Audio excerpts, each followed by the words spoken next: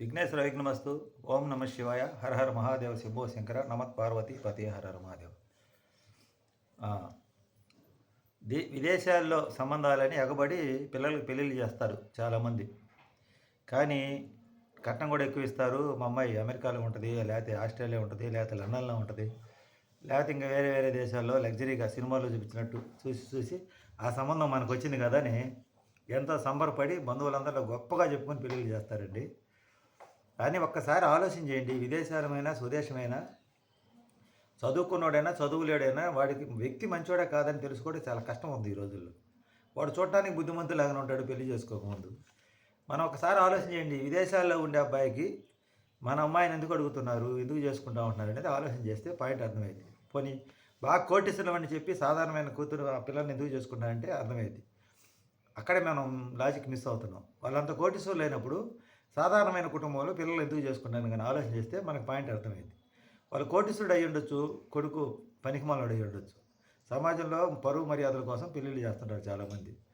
మనమేమనుకుంటామంటే కోటీశ్వరు మన చుట్టుపక్కల వాళ్ళు ఇరుగు పొరుగు వాళ్ళు చెప్పేది ఏంటంటే మంచి సంబంధం పోతే మళ్ళా రాదు, మంచి సంబంధం పోతే మళ్ళా రాదు అని నేను చెబుతుంటాడు. వాడు కోటీశ్వరుడైనా కానీ సాధారణమైన వాడు వ్యక్తిత్వం కరెక్ట్గా లేకపోతే ఆ అమ్మాయి జీవితం నాశనం అయిపోతుంది. తల్లిదండ్రులు తెలుసుకోవాల్సిన విషయం ఏంటంటే ఇక్కడ తల్లిదండ్రులు ఆడపిల్లని చదివించేటప్పుడు ఎలా చదివిస్తారంటే బాగా తన కాలం మీద తనకు నిలబడేదానికి బాగా చదివిస్తావు. బీటెక్లు, ఎంటెక్లు, హైటెక్లు, ఇంజనీరింగ్ కోర్సులు ఇట్లాంటి ఎన్ని ఎంతో చదివిస్తాం. చదివించి ఇన్ని చేసి మళ్ళీ ఏం చేస్తాం మనము, వాళ్ళ అభిప్రాయాలు తెలుసుకో, నచ్చ చెప్తాం పిల్లలకి. నచ్చ చెప్పి అమ్మ వాళ్ళ కోటీశ్వరులమ్మ నువ్వు సుఖపడతావమ్మా అది ఇదని ఏదో ఒకటి చెప్పి ఆ అమ్మాయి యొక్క వ్యక్తిత్వానికి వ్యతిరేకంగా అబ్బాయి నచ్చుతాడా నచ్చడా ఇవన్నీ కాదు, వాళ్ళ వెనక హోదాని ఆస్తి అమెరికా అంట, అమెరికాలో అయితే చూడు మన సినిమాలో చూస్తలేదా ఎట్లా ఉంటుందో అట్లా జీవితం బాగుంటుంది నీ జీవితం అని చెప్తారు. అని చెప్పి ఈ అమ్మాయిని మేము నచ్చజెప్పి ఏదేదో పాపం బాగా ఆలోచింపజేసి చేస్తారు పెళ్ళిళ్ళు. ఇంకా ఆ అమ్మాయి కూడా ఇష్టం, అబ్బాయి నచ్చినా నచ్చకపోయినా సరే భవిష్యత్తు బాగుంటుంది, విదేశాల్లో ఉండొచ్చు, హ్యాపీగా ఉండొచ్చు అనే కళలు కంటూ చేసుకుంటారు పాపం. వాళ్ళ కళలు అయిపోతాయి కరెక్ట్గా మొదటి రాత్రి రోజే మొదలవుతాయి.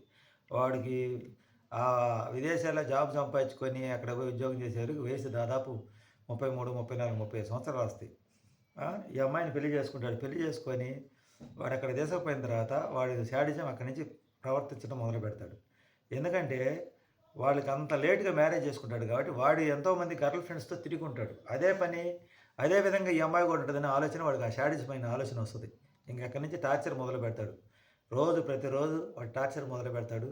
ఈయన ఏదో విధంగా హింసిస్తూ ఉంటాడు. నువ్వు ఎంతమందిని ప్రేమించావు పెళ్ళికి ముందు, అబ్బా మేము నమ్ముతామని మంచితనంగా అడుగుతారు. ఫస్ట్లో మంచితనంగా అడిగి తర్వాత వాళ్ళు కానీ పొరపాటున మా ఫ్రెండ్స్ బాయ్ ఫ్రెండ్స్ ఉన్నారు, మంచి ఫ్రెండ్స్ ఉండాలని పొరపాటుగా చెప్పినట్టయితే ఇంకా అక్కడి నుంచి వాడు ముందు మొత్తం లాక్కొని మంచితనంగా వాడికి ఎంతమంది ఫ్రెండ్స్ ఉంటారు చెప్తారు, ఫ్రెండ్లీగానే అంటాడు, మొత్తం లాక్కుంటాడు. పాపం వీళ్ళు ఏముంటారు, సరే ఇంకా భర్తే కదా ఏముంది ఈ రోజులని చెప్పేస్తారు. ఆ రోజులైనా ఈ రోజులైనా ఏది చెప్పినా పురుషుడు ఎన్ని పనులు చేసినా వాడు గొప్పగా ఉంటుందేమో కానీ స్త్రీ పరాయిస్తేమో కానీ అదే స్త్రీ కనుక పొరపాటు అంటే ఏ పురుషుడు తట్టుకోలేడు.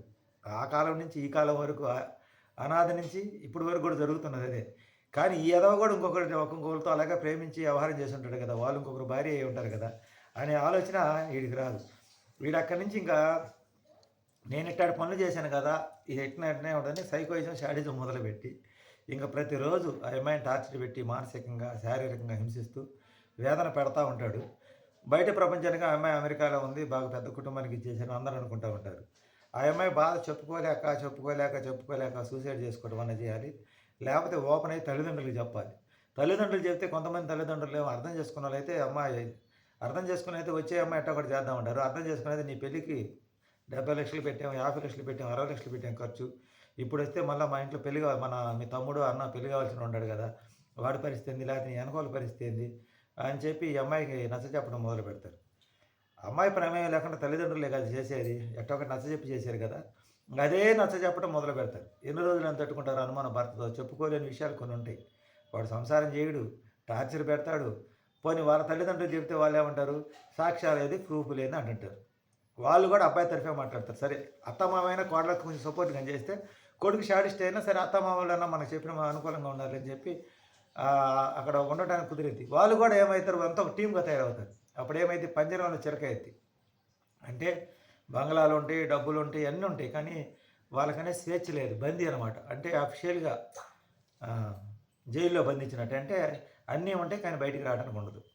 ఇలాంటి పరిస్థితులు ఎంతోమంది ఆడపిల్లలు ఇలా నలిగి బాధపడుతున్నారు. ఆలోచన చేయండి తల్లిదండ్రులారా.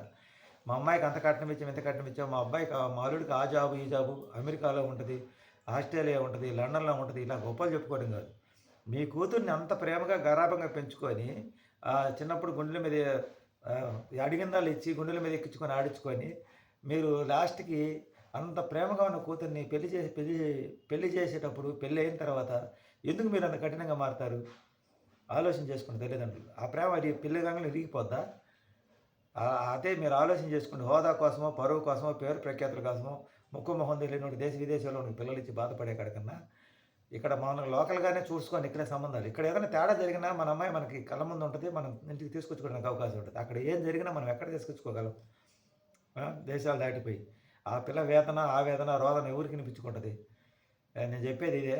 మీరు లక్షలు, లక్షలు ఖర్చు పెట్టి ఏం చేస్తున్నారు? మీ అమ్మాయి జీవితాన్ని బాగుపరుస్తున్నారా? లేకపోతే బందీఖానా చేస్తున్నారా? బాగుపరచడం ఒక బందీని చేస్తున్నారు. వాడు శాడిస్టు. అక్కడికి పోతే అంటే అందరూ అలా ఉండరు. కొంతమంది మంచోళ్ళుంటారు. కానీ మనం కనిపెట్టడం కష్టం కదా!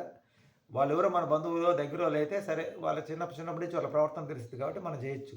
పెళ్లి చూపుల్లో నటిస్తారు గానీ పెళ్లయిన తర్వాత నటన ఉండదు. వాడి విశ్వరూపం మొత్తం తాళిబొట్టి కట్టంగానే బయటకొచ్చేస్తది. శాడిజం మొత్తం. అది. ఒక హింసించటానికి శిక్షించడానికే పెళ్లిళ్లు చేసుకున్నట్టుగా ఉంటారు చాలామంది. సమాజం కోసం చేసుకొని తాళిబొట్టు కట్టి ఆడ పడేసేవాళ్ళు కొంతమంది ఉంటారు. వాడి దగ్గర విషయం లేకపోయినా గానీ. పోనీ వాడికి అంతకుముందు ఏదైనా అఫైర్స్ ఉండి కూడా తల్లిదండ్రులు పెద్దలు ఒప్పుకోరు కాబట్టి ఆటిని కొనసాగిస్తూ పెళ్లిళ్లు చేసుకునే ఎదవలు ఎంతోమంది ఉంటారు. నాకు తెలిసిన వాళ్ళు చాలామంది ఉంటారు. ఇప్పటికి కొనసాగిస్తారంటారు పెళ్లిళ్ళు. ఇద్దరు పిల్లలైనా గానీ పెళ్ళికి ముందు పరిచయాలు వదులుకోలేక వాళ్ళు ఇప్పటికి అట్నే వ్యవహారం చేస్తూనే ఉంటారు. ఇంక ఆడవాళ్ళు ఏం చేస్తారు సర్దుకొని ఉంటారు. ఒక లిమిట్ వరకు ఉంటారు. లిమిట్ దాటితే ఏం చేస్తారు? టార్చర్ అట్ట సర్దుకొని ఉండగలరు కానీ టార్చర్ పెడితే తట్టుకొని ఉండలేరు కదా! ఇంట్లో భర్త గాని భార్యని అనుమానించడం మొదలుపెడితే అది భయంకరమైన టార్చర్. భార్య భర్తను అనుమానించడం మొదలుపెడితే అది కూడా భయంకరమైన టార్చరే. ఈ అనుమానాలనేది భార్యాభర్తల మధ్యలో రాకూడదు. ఒకవేళ అలా వచ్చి ఆడపిల్లల్ని గాని టార్చర్ గాని పెడతంటే పెళ్ళైన కొత్తల్లో వాడి విశ్వరూపం గాని అలా చూపించినట్టయితే దయచేసి పిల్లల్ని కనొద్దు.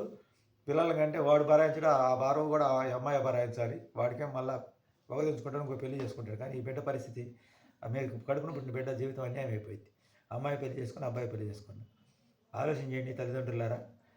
దూరపు కొండ నుని పని ఆలోచన లేకుండా హోదాల కోసమో, బంధువుల పేరు ప్రఖ్యాతుల కోసమో ఎక్కువ కట్నం కానుకలు ఇస్తే మన పిల్ల జీవితం బాగుంటుంది అనుకునేది అజ్ఞానం, అవివేకం. వాడు ఏ పని చేసుకున్నా కానీ వాడి బుద్ధి చూడండి, వాడి మనస్తత్వాన్ని చూడండి.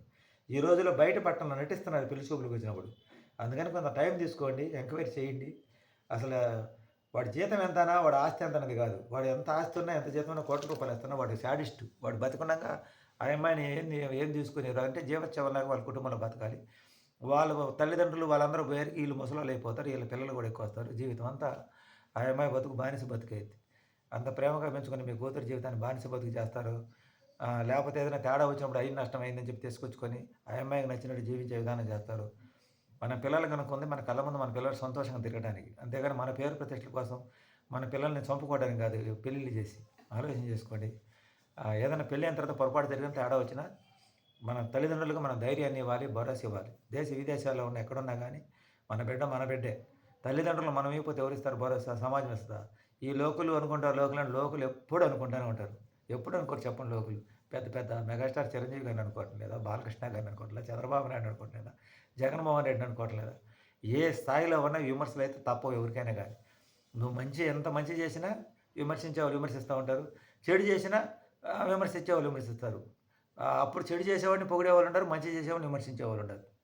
అందువల్ల వాళ్ళు అనుకుంటున్నారు, వీళ్ళు అనుకుంటున్నారు కాదు. మన పిల్లల జీవితం, మన కుటుంబం, మన రక్తం పంచుకున్న బిడ్డల జీవితాన్ని మన తల్లిదండ్రులుగా మనమే భద్రత ఇవ్వాలి, సెక్యూరిటీ ఇవ్వాలి. వాళ్ళకి నచ్చినట్టు జీవించే హక్కును మనం కల్పించాలి మనం ఉన్నప్పుడే. చదివించుకున్నాం, వాళ్ళ కాళ్ళ మీద వాళ్ళు నిలబడేటట్టు దాకా చదివించాము. కానీ పెళ్లి విషయంలో ఎందుకని మనం రాంగ్ డెసిషన్ తీసుకుంటాం? ఆచారాలు, వ్యవహారాలు ఇంకా ఎక్కడుండే ఆచార వ్యవహారాలు చెప్పండి? మనం అంతా మారిపోయింది సిస్టమ్ అంతా. ఇంకా ఆచారాలు, వ్యవహారాలు అనుకున్నప్పుడు పిల్లల్ని చదివించకూడదు. పురాతన కాలంలో మనకంటే అప్పుడు పొలం పనులు చేసుకుంటూ ఉండేవాడు. కొన్ని కట్టుబాట్లు ఉండేవి గ్రామీణ ప్రాంతాలు. ఇప్పుడు పట్టణాలకు వెళ్తున్నారు, ఉద్యోగాలు చేస్తున్నారు, కాలేజీలకు పోతున్నారు. అన్ని రంగాల్లో పోటీ పడుతున్నారు వాళ్ళు. ఇప్పుడు కూడా ఇంకా వాళ్ళని అణిచివేయాలని చూస్తే ఇంక మనకన్నా అవివేకులు, అజ్ఞానులు ఉండరు. ఒకవేళ వాళ్ళు పొరపాటు పడి తిరగబడి తల్లిదండ్రుల గౌరవం ఏముంది, కుటుంబ గౌరవం ఏముందని వాళ్ళు తిరగబడితే అప్పుడు ఇంకా ఇబ్బంది పడతారు మీరు. 2 దారులు ఉంటాయి. ఒకటి తిరగబడతారు. లేకపోతే సూసైడ్ చేసుకుంటారు. తిరగబడితే అప్పుడే మీ పరువు పోద్ది. అదేదో మీరే సెక్యూరిటీ ఇచ్చారనుకో మీ పరువుకు భంగం కలగకుండా మీ అమ్మాయి మీ ఇంట్లోనే ఉంటది. తర్వాత ఏదో ఒక డెసిషన్ తీసుకోవచ్చు కాలంతో పాటు. కాలమే కొన్ని సమస్యలకు పరిష్కారం చూపిద్ది. అది నేను చెప్పదలుచుకుంది. Thank you friends. మా వీడియో నచ్చితే లైక్ చేయండి, సపోర్ట్ చేయండి, సబ్స్క్రైబ్ చేయండి.